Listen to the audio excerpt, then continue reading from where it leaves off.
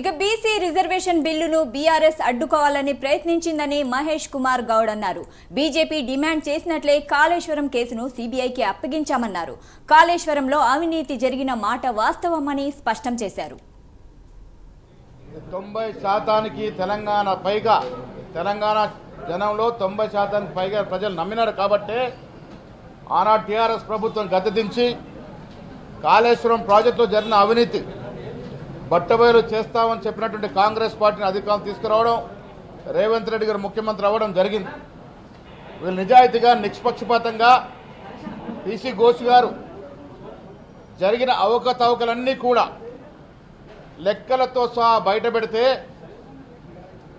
ఇముడ్చుకోలేని కేసీఆర్ ముఖం చాటేస్తే సభకు హాజరైన హరీష్ రావు, కేటీఆర్ అబద్ధాలు మాట్లాడుతూ ఉన్నారు. వాస్తవాలు బయటకు వచ్చాయి. లక్షల కోట్ల ప్రజాధనం దుర్వినియోగం జరిగింది.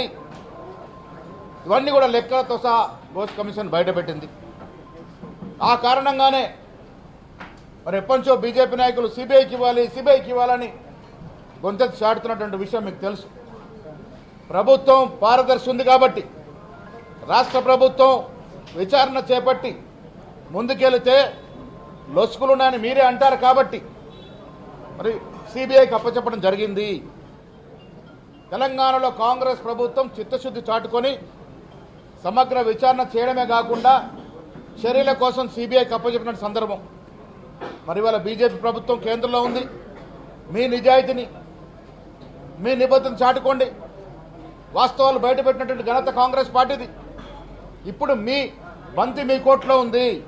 మీరు నిజాయితీ చాటుకోవాల్సిందిగా చెప్తా ఉన్నాం. వీళ్ళ కౌన్సిల్లో ప్రతిష్టాత్మకమైనటువంటి బీసీ బిల్లు ఏళ్ల కోరిక, 50-60 సంవత్సరాల నుంచి బీసీ బిడ్డలు పోరాడుతూ ఉంటే కాంగ్రెస్ నిబద్ధతతో కుల సర్వే చేయడమే కాకుండా రాహుల్ గాంధీ ఆకాంక్షలు నెరవేరుస్తూ 42% రిజర్వేషన్స్ 2 చట్టాలు అసెంబ్లీలో ఆమోదించుకున్నాం, ఆర్డినెన్స్ తెచ్చాం. 2 కూడా బీజేపీ నాయకులు మొకాలడ్డి కేంద్ర ప్రభుత్వం పెండింగ్లో ఉన్నాయి.